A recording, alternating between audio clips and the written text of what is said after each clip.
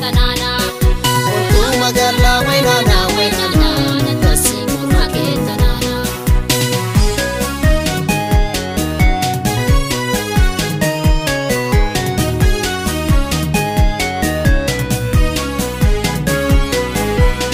Pute pututi kobo harka tera.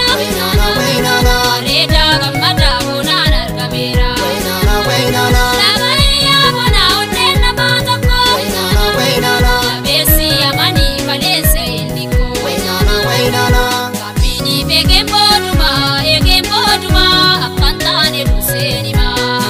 Ibontu intala kambeto ae jalala yantola Kapini pege boduma akantane dusenima.